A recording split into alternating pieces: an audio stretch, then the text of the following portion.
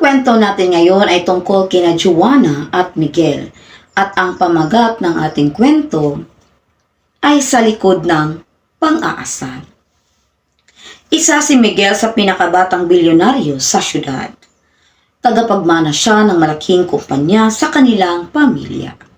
Gwapo, matalino, ngunit kilala sa pagiging malamig at brusko. Kapag naglalakad siya sa loob ng kanilang university, halos lahat napatingin sa kanya. Pero wala ni isa ang may lakas ng loob na sagutin siya maliban kay Joanna. Si Joanna ay isang simpleng scholar sa prestigyosong university kung saan nag-aaral ang mga anak mayaman. Tahimik siya, masipag, at walang pakialam sa status ng ibang tao. At yun ang unang nagpahulog kay Miguel. Ngunit imbis na manligaw ng maayos, mas pinili niya itong asarin araw-araw. Wow! Joanna! 3 libro agad? Plano mo bang bilhin yung buong library? Sabi ni Miguel. Uy, scholar girl, baka mabutas niyang sapatos mo sa kalalakan. Hindi bagay sa iyong masungit, pang beauty queen dapat. Palaging napipikon si Joanna sa kanya. Bakit ba lagi mo akong pinapansin?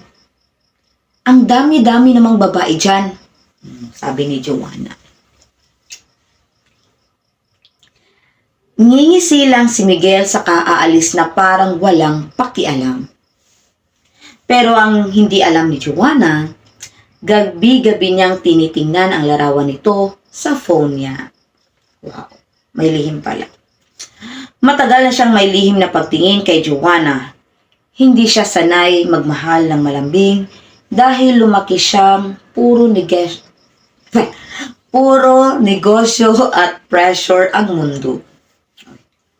Kaya ang alam lang niyang paraan para mapalapit dito ay ang kulitin ito. Isang araw, nasira ang aircon sa classroom habang malakas ang ulan sa labas. Naiwan si Joanna sa campus dahil wala siyang masakyan pa uwi. Habang yakap niya ang sarili sa lamig, ay... Asan ako? May biglang humintong itim na luxury car sa harap niya. Bumukas ang bintana at lumabas ang seryosong mukha ni Miguel. Sumakay ka, sabi niya. Ha? Kaya ko umuwi mag-isa, sabi naman ni Joanna. Joanna, 9:00 na, sabi ni Miguel. Tahimik itong bumaba ng sasakyan at isinukbit ang sariling coat sa balikat niya. Doon unang kinabahan si Joanna. Hindi dahil sa takot, kundi dahil sa paraan ng pagtitig ni Miguel sa kanya. Para bang napaka-alaga niya rito.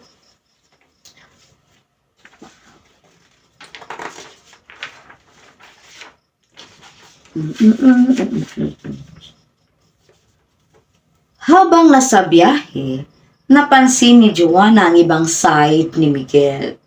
Hindi ito maingay, hindi mayabang. Tahimik lang itong nagtatanong kung kumain na ba siya o kung napapagod ba siya sa pag-aaral. Bakit parang iba ka ngayon? Tanong ni Joanna. Napangiti ng bagya si Miguel habang nakatingin sa daan. Kasi kapag inaasar kita, tinatago ko lang yung totoo. Ano naman yung totoo? Huminto ang sasakyan sa overlooking city lights.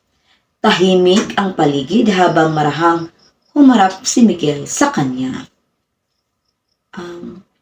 Nagusto kita. Natigilan si Joanna.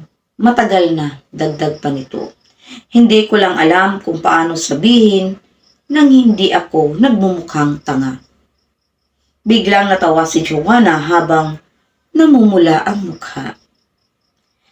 Kaya mo pala ako laging inaasar. Tumango naman si Miguel. Sir, siloso ako. At ikaw lang yung babaeng nagpapakaba sa akin. Sa unang pagkakataon nakita ni Joanna ang totoong Miguel. Hindi ang brusko at mayabang na tagapagmana ng bilyong kumpanya, kundi isang lalaking marunong ding matakot, masaktan kapag umibig. At nasa ilalim ng maliwanag na ilaw ng syudad, unti-unting nahulog ang puso ni Joanna sa lalaking matagal ng lihim na nagmamahal sa kanya. Maraming salamat sa inyong panonood.